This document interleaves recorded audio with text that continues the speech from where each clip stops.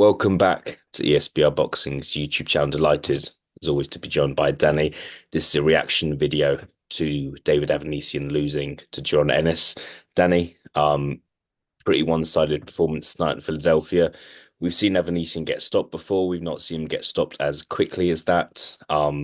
Taken out by his corner at the end of the fifth round. How impressed were you tonight? It was very much what I expected. In terms of how impressed I was, like, I don't want to be too critical because, as you alluded to there, he's the quickest person to stop David Avanesian.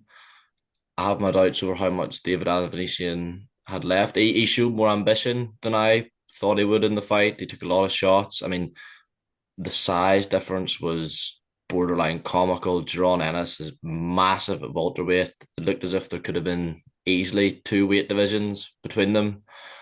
But I don't think he really boxed much. I think I've never seen, or I can't remember seeing a fighter that I'm convinced was just interested in getting a stoppage as quickly as possible. I mean, he walked forward with little to no respect for Avanesian's power, and he got caught a lot, but showed a good set of whiskers because obviously Avanesian can punch to a level. So it's a very sellable performance. I mean, Eddie Hearn can now blow the trumpet. He's the quickest person to stop even Avanesian. He done it quicker than Terence Crawford. He's this pound for pound star, and a lot of that may be true, but maybe doesn't tell the full story of his performance. But you don't want to be too critical, as I say. Yeah, for sure. I think like Ennis has been out the ring for pretty much exactly a year. Obviously this is his first fight under the Matchroom banner. It's his Yeah. first time fighting in Philadelphia for a long time, so you need that you need that good performance, don't you? You don't want to have kind of something that's a bit rocky. And look, to be fair as well, late notice replacements as well. John Ennis up until 5, 6 weeks ago, maybe was supposed to be fighting somebody else. So yeah, not the easiest position to be in. So I think he did quite well. How long how long do you think Ennis has got at welterweight, Danny? Obviously, this is his first kind of he was upgraded to the IBF full champion, so you could say he is a kind only now proper world champion, some might say. Just turned 27 years old. Do you think we're going to see him at welterweight for some time, or do you think he's on borrowed time at welterweight? What are your thoughts? Tricky one.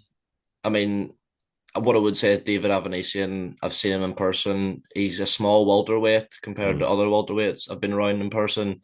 That said, Ennis did look massive, and I'm not sure how big the fights are at welterweight for him, even unification bouts. The biggest fight for him that's on the horizon in any capacity is obviously Terence Crawford. Eddie Hearn said that's the one they're targeting.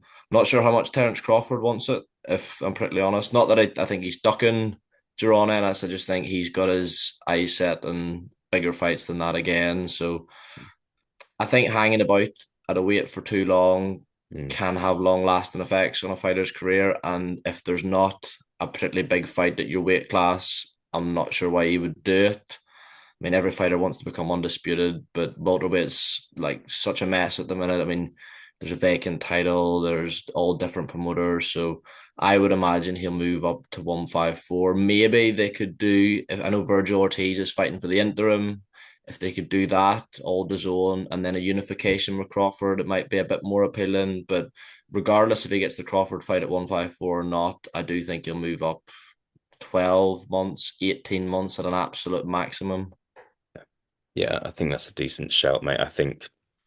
He looked, I think he looked a bit gaunt at the weigh-in as well. So it won't be his last fight to welterweight, but I do question how many more fights he has that as he gets that bit older as well. You mentioned the Crawford fight. I think, look, it's not the biggest fight in world boxing, but it's still a massive fight. Two undefeated Americans. You could kind of have the whole passing the torch narrative there. In your heart of hearts, do you think we'll see that fight, whether it's at 147 or 154? Do you think we're going to see that fight? I don't think we will see it. No, I think if Crawford gets past Israel Madrimov, I think they'll make Crawford versus Canelo, and then Crawford will retire after that. I think Yeah. Turkey Al Sheikh has said he wants to make that fight. I know Canelo said in the past there's nothing in him for that fight, but can you imagine the amount of money he would be offered from that for Saudi Arabia? You're talking, I would estimate over $100 million in and around that potentially. So that's what I think will happen. Again, I don't think Terence Crawford's ducking Jaron Ennis. I think he probably looks at it and think, as you alluded to, it's not that big a fight commercially. He'll probably look at that. Why do I need this at this stage in my career? So I don't think we will see the fight, no. Which is a shame because it would be a good one of those sort of like cross generational almost fights. Maybe like you think about Lennox Lewis, Vitaly Klitschko, fights like that, where it could be a big addition to whoever the winner is, legacy. But I don't think we'll see it. Yeah, you've talked me out of it. So yeah, you've dashed my dreams tonight, Danny. But you never know. Sorry, mate. See what happens. On You think we could see it? not anymore. No, not after what you've just said. I think that if Crawford beats Madrimov and for whatever reason the Canelo fight can't happen, if Canelo just still says no, then Crawford might look at his options, and that will be a Yeah. significant option. Will be the Jaron Ennis fight if the Canelo fight cannot happen. That's what I think, but it could be at the weight that Crawford wants it to be at. If it's at 154, 147, and whether Ennis wants to do that or not is a different kind of question. But yeah, so we'll see. Lots of maybe some politics involved, but no. Fingers crossed. Remain hopeful. On the fight itself, just want to touch on that briefly. Bit of a beatdown, but like, did you think it was the right decision for the corner to step in at the end round five? Were you surprised that happened? Then were you waiting for it to go on another couple of rounds? What were your thoughts when the fight got called off? I was slightly surprised, but I don't particularly disagree with the decision. He wasn't going to win the fight. Normally, I can't imagine David Avanesian put up too much fight in the corner to stay in there because I would have expected the fight to maybe go on another 2 or 3 rounds. But what would the point have been, really? He had Yeah, caught Jerron Ennis clean quite a few times and he sort of just stood there with his hands down. And normally Avanesian can come on strong in fights, but he had took so many body shots that I don't think that was going to happen. So yeah, I think he's got quite a good relationship with his team, with Carl Graves, Neil Marshall, those ones, and I think they do genuinely care about him. I know they've been working together for a while, so I can see why they did it. And as I say, even though I was slightly surprised, I was surprised in a good way because mhm. I would be inclined to agree with him. I don't think there was any way he wasn't going to get beat and beat up if he stayed in. Yeah. I think look, it's one of those when I think pretty much everyone was predicting a Jaron Ennis stoppage tonight. It was kind of just a case of when it was Yeah. going to happen. I think a lot of people thought it was going to happen in the first half of the fight as well, which it did.